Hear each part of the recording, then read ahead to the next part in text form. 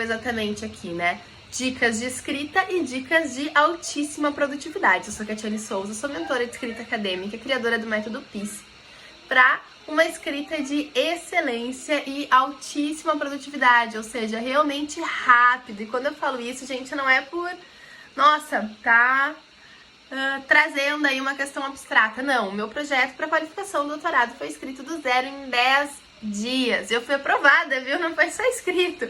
Então, e a partir daí teve essa criação do método em si, né? E esse desenvolvimento enquanto mentoria, porque eu passei a perceber a quantidade de pessoas que realmente precisam de ajuda com a escrita.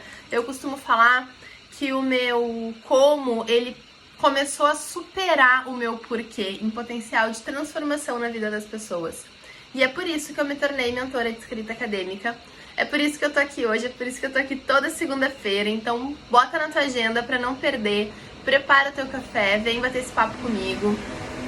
Hoje, especificamente, eu vou estar falando aí das sessões do texto acadêmico, ou melhor, das sessões ocultas no texto acadêmico. Por que isso, Kátia? Porque todo texto, ele tem as mesmas informações. Poucas coisas mudam, poucos contextos mudam a ordem dessas sessões, mas é exatamente a mesma coisa. Seja um texto de ciências mais duras, seja um texto mais histórico, seja um texto pedagógico, seja um texto ali super quantitativo. A lógica do texto acadêmico, ela não muda. E eu acredito que isso é que deveria ser ensinado numa disciplina de metodologia, de escrita especificamente, de TCC, mas enfim, né? A gente sabe aí que muitas coisas precisariam ser diferentes para que a gente pudesse ter uma escrita mais tranquila para os nossos estudantes de pós-graduação, para os nossos estudantes de graduação. Então, quando eu trago essa ideia da lógica do texto, das sessões ocultas, é realmente nessa proposta de decodificar isso e de fazer com que, para essas pessoas que estão aí comigo, para que quem está me assistindo passe a enxergar isso de forma mais simples, de forma mais tranquila e consiga desenvolver a sua escrita com muito mais segurança. Não tem outro jeito de falar isso, né? Porque, afinal de contas, é a segurança na escrita que faz com que a gente avance. Quem nunca ficou horas e horas travado na frente de um texto ali, de um texto não, né? De um documento em branco onde deveria ter um texto e escreve, abre o documento amanhã, passa o olho, fica desconfortável, descontente, apaga. Então é exatamente para evitar esse tipo de situação que uma das minhas propostas é sempre trabalhar no escreve, desatura, refina.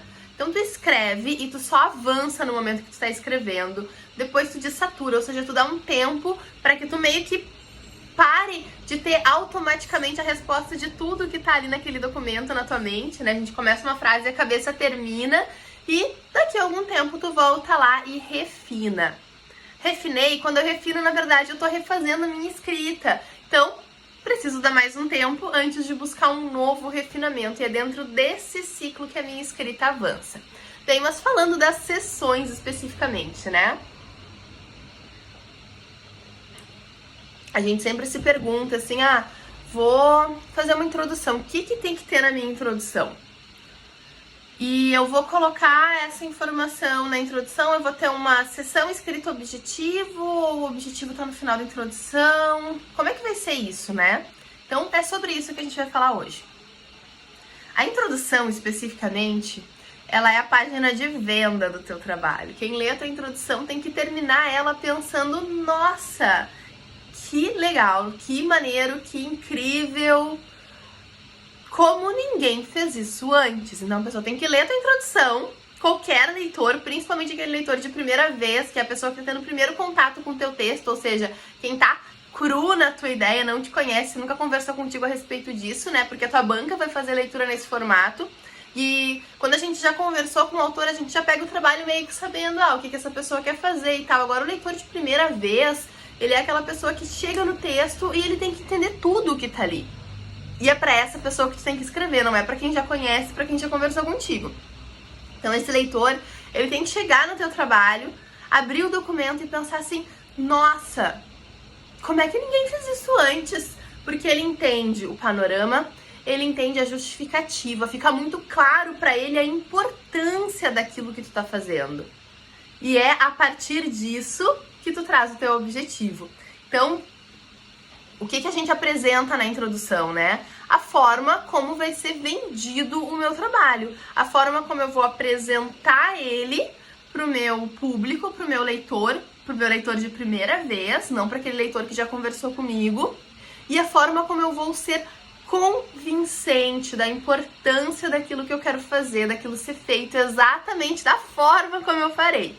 Bem, ao final da introdução, a gente pode ter aí, a gente tem a justificativa, e quando a gente trabalha com projeto, principalmente na pós-graduação, em algumas áreas é comum que a justificativa tenha uma seção específica para ela, né? Então vai ser lá um título, justificativa. E nesse momento a gente vai então discorrer aí sobre tudo o que eu entendo que é a importância, né? Que justifica a importância daquilo que eu vou fazer. Seja por relação a uma falha na literatura, algo que eu não sei ainda, a aplicabilidade prática. E essa seção, muitas vezes, ela tá oculta. Ela é uma das primeiras, assim, que a gente já reconhece. Por que ela pode estar oculta? Por exemplo, quando a gente pega um artigo científico, lá publicado num periódico revisado por pares, o que é um periódico revisado por pares, né? Eu vou lá, eu submeto meu artigo, o editor pega, confere se está no escopo, ou seja, se está no assunto da revista, tá? Beleza. Ele vai mandar para 2 revisores, 2 pessoas que vão, então, conferir se está adequado, se está com um método bem feito, se está bem escrito, se está atualizado com relação à literatura. Então, são 2 experts no assunto, que cegamente, ou seja, eles não sabem quem é a outra pessoa que está revisando, e eles não sabem quem é o autor, eles vão dar um parecer. O editor pega esses pareceres e diz, ok, vai ser aprovado, vai ser negado, vai ser aprovado com correções, vamos dar uma segunda chance para reavaliar. E daí esse editor manda, então, para o autor, que vai fazer essas correções. Normalmente eles dão pouco tempo para isso. E eu vou, então, devolver ali o meu artigo corrigido para ser publicado nesse periódico revisado por pares, né? Por que ele é periódico? Porque ele tem, então, uma publicação periódica. Ele é a cada trimestre, a cada semestre, saem 4 números por ano. Então, 4 volumes. Então, uma publicação, né? Um periódico, quer dizer que tu tem uma tiragem periódica, revisado por pares, porque tu tem esse formato de revisão aí para aceite. Bem importante quando a gente for publicar, conferir não só as questões que a gente encaixa no escopo, se o valor tá ok, mas também pensar na situação ali da revista atualmente. Então, olha os números anteriores e vê se eles estão em dia com a periodicidade da revista, porque não é incomum a gente procurar ali uma revista que era para ser semestral, mas o último número dela saiu há 2 anos. Gente, não manda artigo para revista assim, porque com certeza, quando o teu artigo for realmente olhado ali, se ele for aprovado quando ele for sair, possivelmente toda a tua revisão da literatura vai estar defasada, tu vai ter aí vários problemas em decorrência disso, sem contar que a gente quer publicar logo, a gente quer essa pontuação, a gente quer tudo, né? Caiu a minha internet, voltei. Então, como a gente quer essa publicação logo, é sempre interessante ter esse cuidado quando a gente vai publicar numa revista, né? Vou submeter pra revista, conferir lá se a periodicidade dela tá ok, se ela é semestral, se realmente teve um número no último semestre, para que eu consiga ter um pouco de segurança, que eu não vou perder esse tempo, eu não vou ter que reatualizar o meu trabalho. Outra questão super importante com relação aos periódicos revisados por pares, né, que o pessoal sempre pergunta, agora tô numa fuga o tema aqui, mas é importante trazer, é com relação ao custo, né? A gente fala assim pra quem não é da área acadêmica, nossa, publiquei numa revista, legal, tu vai receber por isso. Não vou pagar. Gente, alguém tem que pagar. E isso precisa ficar claro. O serviço de edição, todo o serviço de estruturação da revista, ele tem um custo, né? A estruturação da revista tem um custo. A secretária que entra em contato, toda a diagramação, tudo isso tem um custo. Então, tu como autor pode pagar para submeter, e isso algumas revistas aí optam nesse formato. Outra opção é que tu como autor pague para publicar, ou seja, tu só vai desembolsar quando tu tiver a certeza que teu artigo foi aceito, ou esse artigo ele pode não ficar em acesso aberto e as pessoas vão pagar para poder ter acesso para ler eles, né? Então alguém vai pagar por isso. Em algumas situações, e são bem raras, a Sociedade Brasileira de Farmácia, ela tem ali o compromisso social de arcar com os custos da revista. Então, né, uma situação aí bem atípica, uma sociedade sem fins lucrativos tem a sua devolutiva social aí arcando com os custos da revista. Mas de uma forma geral, alguém vai estar pagando por isso. Então é sempre importante a gente saber qual o custo antes de submeter esse artigo. Não é incomum, em algumas revistas até isso fica meio mascarado, assim, né? Daí tu faz todo o artigo pensando naquela revista, coloca nas normas, faz tudo, e na hora de submeter vem ali que tem uma taxinha. E o detalhe, quem faz publicação internacional, a taxa muitas vezes ela é em dólares, ela é em euros, então é um valor aí que ultrapassa até o custo que eles cobram, inclusive muitas vezes para revisar em inglês e tudo mais. Então, tudo isso precisa ser visto, né? Quem tá aí entrando nesse mundo, fiquem de olho nisso, para não perderem tempo, né? A minha meta sempre é trabalhar com quem não tem tempo a perder. Então eu costumo falar que uma das coisas que a gente não faz é trabalhar duas vezes. Estuda bem a revista, define bem antes de começar a publicar lá. Antes de começar a organizar o teu texto para publicar naquela revista. Bem, voltando pro tema, quando a gente fala então de seções ocultas, né? Falei ali da justificativa. Nos artigos a gente não vai ter uma seção, um título que diga justificativa. Mas isso é uma informação super importante, porque se eu não entendo por que fazer aquele artigo, eu, leitor, já perco o interesse em tudo o que foi dito naquela introdução. Tá, beleza, é um monte de informação, mas aonde isso está me levando? Então, quando eu penso aí na introdução, eu preciso ter essa justificativa que vai levar a pessoa a entender o meu objetivo como algo extremamente relevante. E o objetivo, ele é outra seção que muitas vezes fica oculta também. Nos normalmente a gente não tem ali objetivo, como a gente tem nas teses, nas dissertações, nos projetos, né? Da mesma forma, os objetivos específicos. Dificilmente um artigo ele vai comportar aí os objetivos específicos. Ele vai ter um objetivo geral e a gente vai dividir os nossos métodos em várias etapas para responder tudo que é necessário naquele objetivo geral.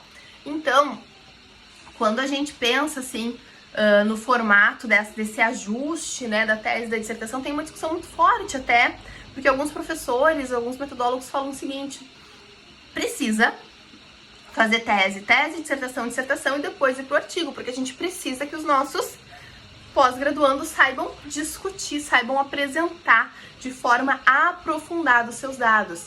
Porque a linguagem científica dentro da revista, ela está sendo cada vez mais objetiva. O que eu quero dizer com isso? Que cada vez a gente está tendo menos espaço, um número restrito de caracteres, um número restrito de referências, porque eles querem objetividade.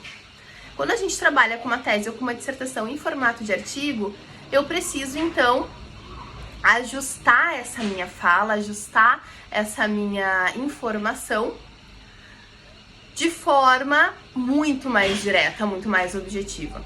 Quando eu tenho uma tese, eu tenho tempo ali, vou ter dezenas de páginas para discorrer sobre aquele assunto, eu consigo ser muito mais minucioso em todas as informações que eu estou trazendo.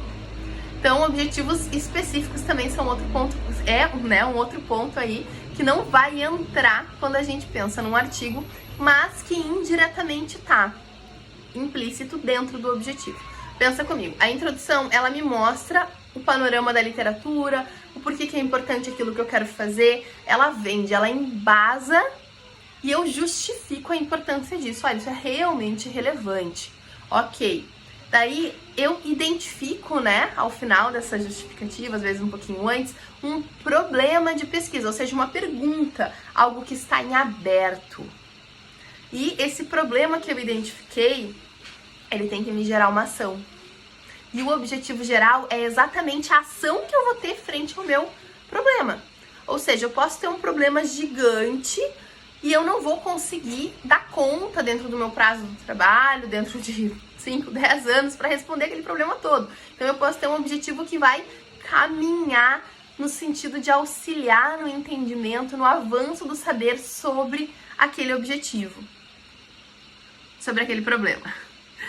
De novo, então eu posso ter um problema enorme e eu posso ter um objetivo que vai andar um pouquinho com o conhecimento acerca daquele problema que eu identifiquei.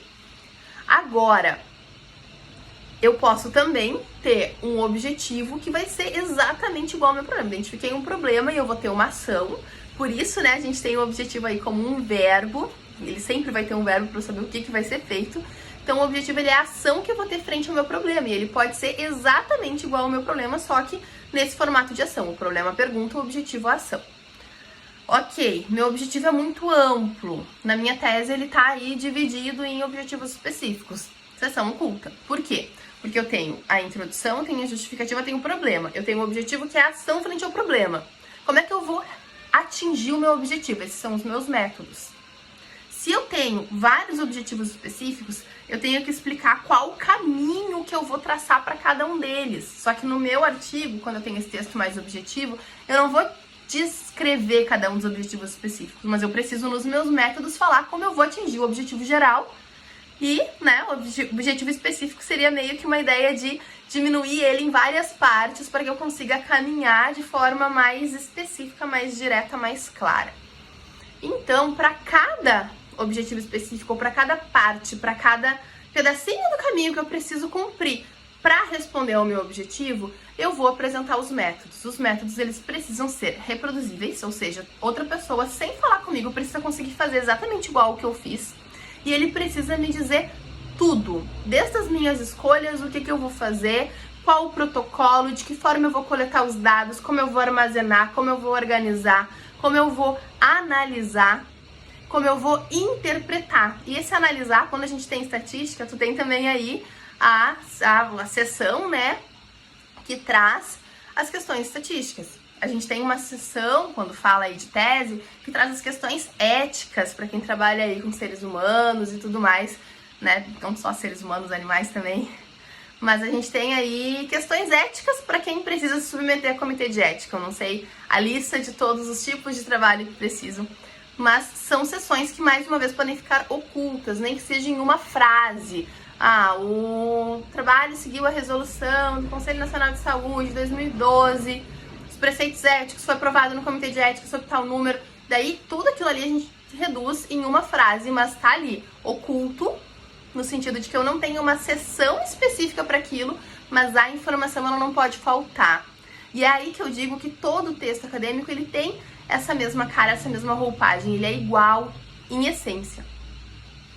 Então, cheguei ali, defini quais são os caminhos, o que eu vou fazer, o que eu vou ter depois, resultados. E notem uma coisa, em textos históricos, em textos mais pedagógicos, em textos mais qualitativos, não é incomum que tudo isso que eu falei até agora esteja apenas sob o título de introdução.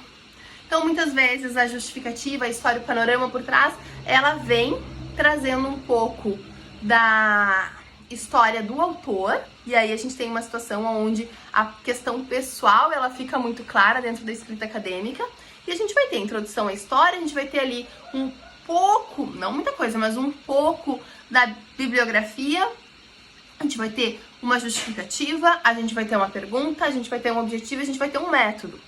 Tudo isso descrito dentro da introdução. É comum isso também dentro das revisões de literatura.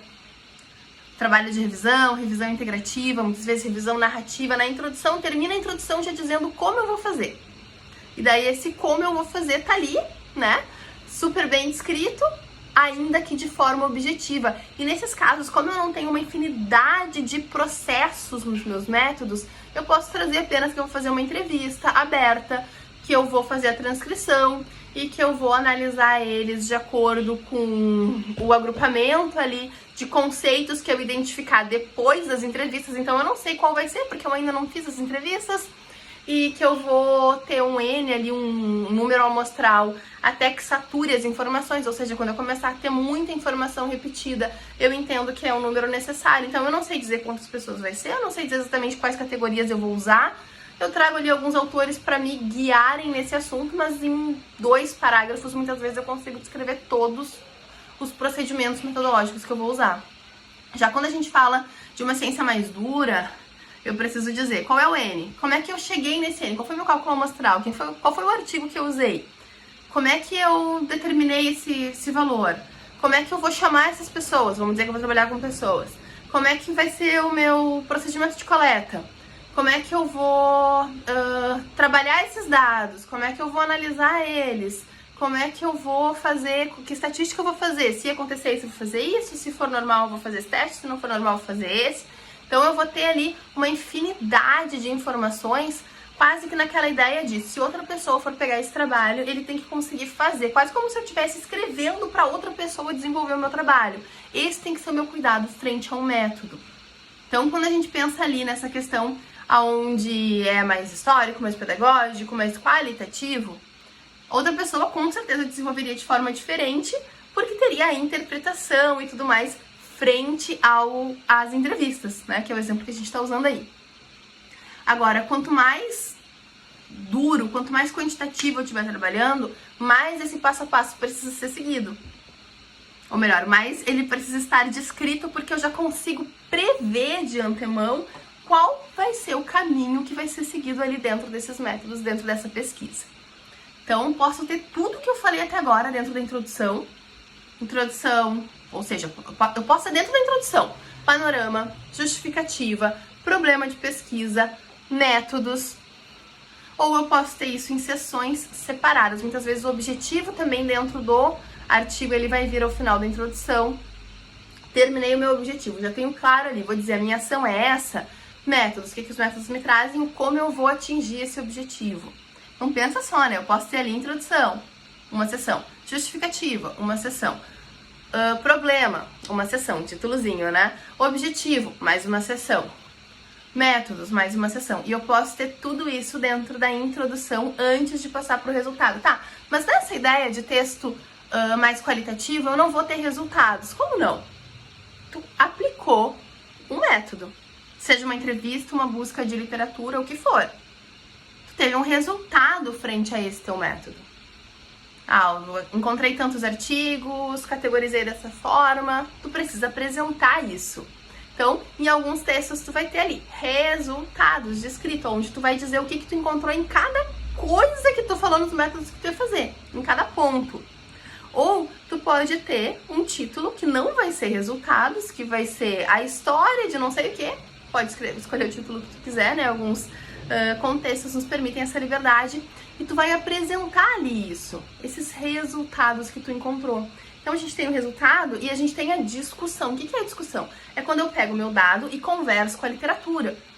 E digo, olha, a expectativa era essa, o meu dado deu diferente. Por que ele deu diferente? Eu explico. Por que eu achei o que eu achei? Eu explico. Qual a aplicabilidade do que eu encontrei? Eu explico também. Isso é discussão. Então nesses textos mais qualitativos, eu vou ter lá um título da história de sei lá o que, vou trazer os meus resultados, ou seja, o que eu encontrei nas minhas entrevistas, o que eu encontrei naquilo que eu trouxe ali enquanto desenvolvimento da minha pesquisa, e já vou ir conversando, já vou trazendo a literatura, já vou trazendo outros trabalhos e fazendo essa discussão com a literatura, essa conversa naquele título que não fala que é resultados de discussão, mas que é. Por quê? Porque ele apresenta aquilo que eu consegui, aquilo que eu encontrei uma vez que eu tenha aplicado os métodos que eu me propus. Então, eu sempre vou ter isso. Se vai ter outro nome, beleza, mas não tem como fugir, né? Terminei ali a minha discussão, estou terminando a minha discussão. O que eu vou ter? As considerações finais. E, de novo, alguns artigos eles não vão ter nada depois da discussão, mas todas as informações que eu vou trazer aqui para vocês vão estar inclusas dentro da discussão. Então, a gente vai ter nas considerações finais limitações, perspectivas futuras, possibilidades de novos estudos, são aplicabilidade, o que tá, e daí? Tu fez tudo isso e qual é a aplicação prática disso que tu trouxe, disso que tu encontrou. Vou trazer isso aonde? Nas minhas considerações finais. Eu posso ter depois da discussão uma sessão escrita, considerações finais, e trazer tudo isso ali, ou posso ter isso ao final da minha discussão. Coloquei ali as considerações finais. O que mais eu vou ter? Eu preciso apresentar a minha conclusão. Conclusão é uma frase que responde ao objetivo. Vou repetir. Conclusão é uma frase que responde ao teu objetivo. Só. Não tem consideração, não tem aplicabilidade, não tem mais nada além disso. Ela só responde ao objetivo. Todo o resto é considerações finais. Muitas vezes a gente lê alguns artigos e quando chega na hora de ver a conclusão ela simplesmente não bate com o objetivo. Gente, isso é uma falha metodológica muito grande. Se eu tenho um objetivo, eu preciso dizer, ok, respondi ao meu objetivo, cheguei a essa conclusão, tá ali. Então, muitos trabalhos, eles vão terminar com a conclusão, só com essa frase e acabou, porque eu já apresentei as considerações antes. Ou, se eu tenho o título ali, considerações finais, eu coloco a minha conclusão e todas essas outras coisas que eu falei antes, né? A aplicabilidade, limitações, perspectivas futuras, sugestões de novos estudos. Isso vai estar presente, independente de ter uma sessão ou não. E eu pulei uma coisa, né? Agora que eu me dei conta, eu não falei do referencial teórico. Não é incomum a gente ter aí em projetos a mesma situação que acontece com os artigos científicos, que é quando eu coloco o artigo ali, eu vou analisar e eu não tenho uma sessão, né? Não tenho uma sessão escrita referencial teórico. Por que isso acontece? Porque a gente entende que eu preciso de objetividade e que a minha introdução ela tá robusta o suficiente para que eu possa não ter essa sessão de referencial teórico. No caso das revistas, a gente nem tem espaço para isso, né? Porque o que é o referencial teórico? É toda a literatura que eu usei ali como base para o meu projeto e que depois eu vou puxar de volta na minha discussão, trazendo ali essa conversa, né? Conversando com aquelas pessoas que eu tinha como referência, dizendo, olha, os meus dados deram isso, deram aquilo, enfim. Então, o referencial teórico, ele vai estar presente de um jeito ou de outro, porque a gente precisa buscar essas referências da literatura para poder escrever o nosso projeto.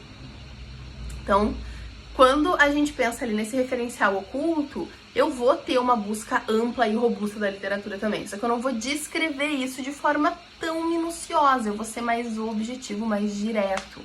E ele pode estar antes ou depois dos objetivos. Daí a gente tem aí, de novo, uma discussão metodológica, né? Como é que eu vou desenvolver um objetivo se eu não fiz um referencial teórico? E, por outro lado, como é que eu vou ter um referencial teórico se eu não sei qual é o objetivo? Eu vou fazer um referencial sobre o quê? Então, tem essas discussões aí. E, nesse sentido, o que a gente precisa saber para que a nossa escrita ela seja direta, direcionada e específica para o meio onde a gente está? Quem vai estar lendo esse trabalho? A gente precisa estudar esse avaliador, estudar esse contexto. Eu quero tentar entrar no mestrado, o que eu vou fazer? Tu vai tentar descobrir como é que as coisas funcionam dentro dos textos desse espaço que tu quer entrar.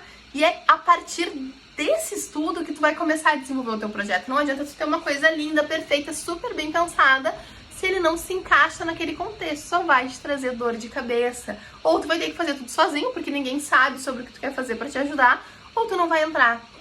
Então, assim, essa especificação de como fazer cada coisa é um dos pontos que eu trabalho no Método PICE, é um dos pontos que eu trabalho nas minhas mentorias individuais. MP agora tá sem previsão para nova turma, mas as mentorias individuais, elas estão abertas. Se tu tá aí precisando de ajuda, termina de assistir esse vídeo, já me chama no direct. O Mastery tá com aplicações abertas, é uma seleção ali, a gente faz uma conversa, uma entrevista. E se tu tiver dentro desse perfil Mastery mesmo, de quem quer aí uma ajuda, um acompanhamento, de quem tem brilho no olho pelo que faz, eu te acompanho por um semestre inteirinho, eu te trago um método, um passo a passo de como escrever de forma simples, otimizada, com excelência, sem perder tempo, sem culpa, sem insegurança. E tô ali te dando esse suporte um semestre todo para que esse teu texto chegue no máximo que tu consegue, no máximo que tu busca, que tu deseja dentro desse tempo, dentro do prazo que tu tem. O Mastery hoje ele custa R$6.200, parceláveis em até 12 vezes. Daí a gente pensa em, nossa, tem gente que paga mais de 200 mil no doutorado, fica perdido na escrita. Gente, bora procurar ajuda, né? Porque o sistema, ele não nos traz essas informações de método, de forma, de como fazer de forma realmente simplificada, como fazer com o melhor caminho. E é para isso que eu tô aqui, é por isso que você precisa procurar uma mentoria, um acompanhamento individual realmente especializado na escrita acadêmica, na escrita de teses e dissertações, que vai te dar esse suporte, essa segurança, essa ajuda. Preciso deixar essa sessão oculta? Como é que eu faço nesse caso? Como é que eu faço na minha dissertação? Como é que eu preciso fazer pro projeto? Como é que eu faço para entrar na pós? Preciso escrever, não sei por onde começar. Me chama no direct que com certeza eu posso te ajudar. Procura dar essa analisada aí nas sessões. Quando for ler um artigo, tenta buscar, né, refinar esse teu olho, aonde tá cada uma dessas informações, porque todas elas, sem a menor sombra de dúvida, vão estar ali. A gente só precisa aprender a perceber aonde elas estão e de que forma, de que diferentes formas eu posso apresentar elas quando eu estiver escrevendo o meu texto. Gente, por hoje é isso aí.